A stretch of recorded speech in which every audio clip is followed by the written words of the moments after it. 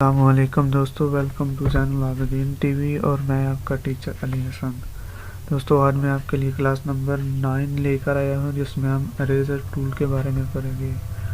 हम eraser tool से के ज़रिए क्या कर सकते हैं, हम उसकी मैं आपको खुसूसियात बनाऊँगा।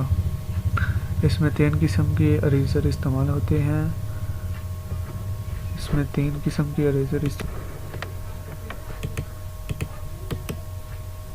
Eraser tool, background eraser tool और मैजिक इरेज़र टूल। सबसे पहले हम पढ़ते हैं इरेज़र टूल क्या करता है। सिंपली ये इरेज़ करने के लिए इस्तेमाल होता है। किसी भी लेयर पर कोई भी चीज़ को साफ करता है। ओके दोस्तों,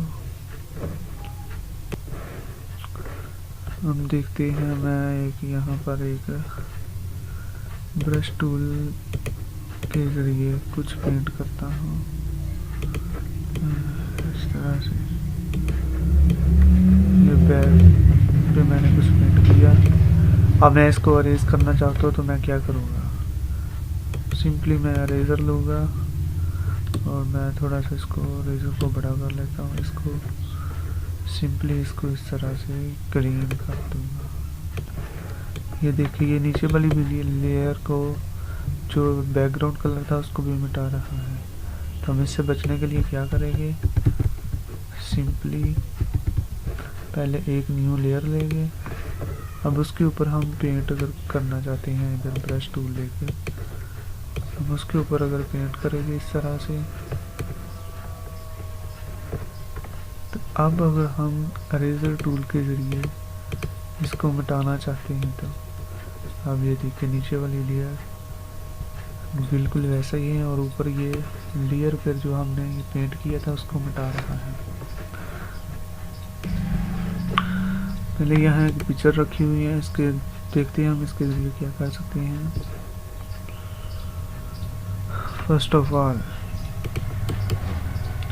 मैं इरेज़र टूल ले रहा हूँ और मैं इसको मिटाना शुरू करता।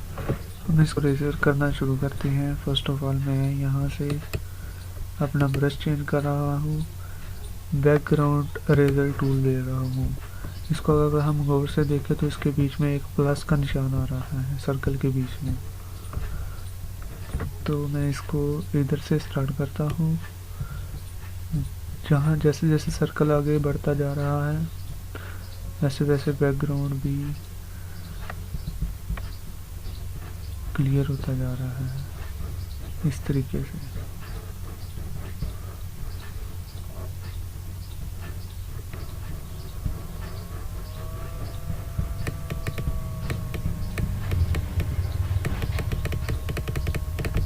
इस तरह से पूरा बैकग्राउंड, ये देखिए कितनी आसानी के साथ इस्तेमाल। अगर मैं इसको नीचे करता हूँ तो इसको भी मिटाना शुरू करते हैं। अब इससे हम बचने के लिए क्या कर सकते हैं, सिंपली मैं अंडू कर रहा हूँ, मज़ीद अंडू, इससे बचने के लिए ऊपर इसकी कुछ प्रॉपर्टीज़ दी गई हैं। अगर हम टॉलरेंस की तकरीबन इतनी काफ़ी है।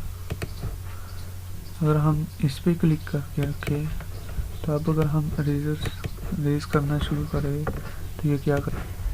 तो अब मैं अगर इरेज़र करना शुरू करता हूँ तो ये देखिए, ये नीचे मैं कर रहा हूँ, नीचे नहीं हो रहा। अब हम बहुत आसानी के लिए इसको इरेज़र कर सकते हैं। ये देखिए,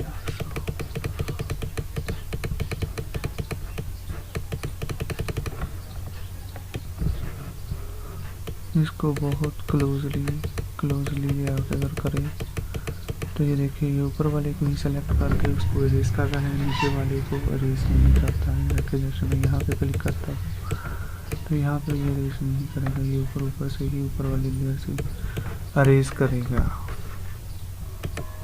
अब मैं यहाँ पर कोई कलर कर लेता हूँ, लेट्स से मैं ब्लैक है यहाँ पर, तो कोई ये ब्रश लेके मैं थोड़ी फ्लो इसका बढ़ा देता हूँ। ये कुछ ज़्यादा ही हो गया है। अब मैं इसको कम थोड़ा करके इस तरीके से हम इसको पूरे को सेलेक्ट करेंगे।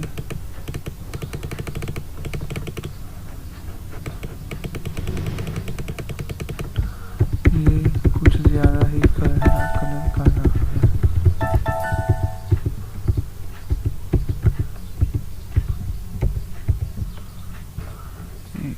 इस तरह से अब ये पूरा अरेज हो गया है। तो अब मैं इसका बैकग्राउंड चेंज करना चाहता हूँ, मैं इसके पीछे कोई स्काई वगैरह लगाना चाहता हूँ। तो मैंने इसके लिए ये बहुत अच्छा सा स्काई का कलर सेलेक्ट, इसको मैं पहले करूँगा सेलेक्ट हो, कंट्रोल C से कॉपी करूँगा और इस लेयर पर लाकर कंट्रोल V पेस्ट कर दूँगा। तो अब ये जब इस लेयर पर लगा तो इस तरह का ये इंटरफेस मुझे दिखाएगा।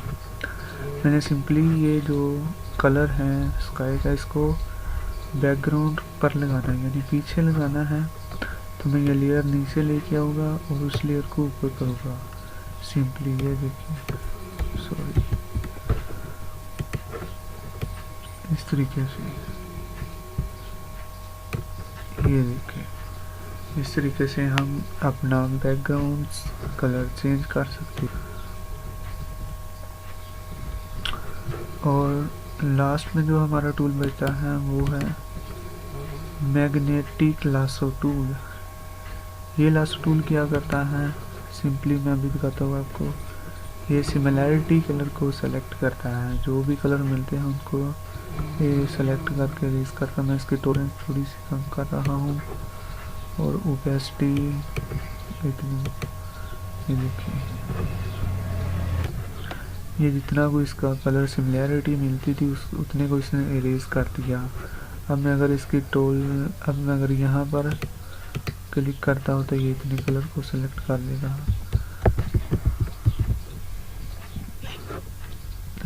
सिंपली ये करता क्या है, जो भी कलर इसको मिलते हैं सिमिलैरिटी के लिए उसको ये सेलेक्ट करके इरेज कर देता है बहुत आसानी से। मैं टोलरेंस इसकी थोड़ी सी ज़्यादा करता हूँ और इस पर क्लिक करता हूँ तो ये इतने ही से वो करेगा, और इसकी टोलरेंस और थोड़ी सी बढ़ा देगा। अब अगर मैं यहाँ करता हूँ तो ये जितने कलर इसको सिमिलैरिटी इसको मिलती थी उसने को ये इरेज कर देगा। अब बाकी अगर मैं यहाँ पर भी क्लिक करूँगा तो ये भी कलर सारे सेलेक्ट होकर इरेज हो जाएगा एक ही तरीके पर। अगर मैं यहाँ पर क्लिक करता हूँ तो ये इरेज नहीं कर रहा क्योंकि मैं ये नीचे वाली लेयर पर हूँ। अगर मैं ऊपर वाली लेयर पर जाता हूँ तो अब अगर मैं इस पर क्लिक करता हूँ तो ये नीचे वाली लेयर पर जो मैंने किया था इसको इरेज कर देगा, जो इसकी सिमिलैरिटी मिलती थी। मैं अनडू कर रहा हूँ। अगर मैं इन दोनों को सेलेक्ट करके शिफ्ट क्लिक से अगर मैं इन दोनों को सेलेक्ट करके इमर्ज करता हूँ, कंट्रोल E से इमर्ज किया जाता है, याद रखें कंट्रोल E से इमर्ज किया जाता है। ये दोनों एक ही लेयर बन गई। अब मैं इसकी टोलरेंस 100 पे करता हूँ, तकरीबन 100 पे करता हूँ और ओपेसिटी इतनी रखता हूँ। अब मैं अगर क्लिक करता हूँ तो ये देखिए इतने ही से को सेलेक्ट करता है। और अगर इसकी मैं टोलरेंस और ज़्यादा कर दूँ तो अब मैं यहाँ पर अगर क्लिक करूँ तो ये सारी लेयर को मिटा देगा। पहले सिर्फ ऊपर वाली को मिटा रहा था, अब नीचे वाली को भी मिटा रहा है क्योंकि मैंने इन दोनों को सेलेक्ट किया हुआ है। ओके दोस्तों, आज की क्लास यहाँ पर ख़त्म होती है। आई होप कि आपको ये इरेजर टूल में तीनों टूल जो है, इरेजर टूल, बैकग्राउंड टूल और मैजिक टूल की समझ आ गई होगी। अगर आपको ये वीडियो अच्छी लगी है तो इसको लाइक कीजिए, और अगर आप हमारे चैनल पर नए हैं तो इसको सब्सक्राइब ज़रूर कीजिए ताकि लेटेस्ट वीडियो आपको तक पहुंचती रहे। अल्लाह हाफिज़।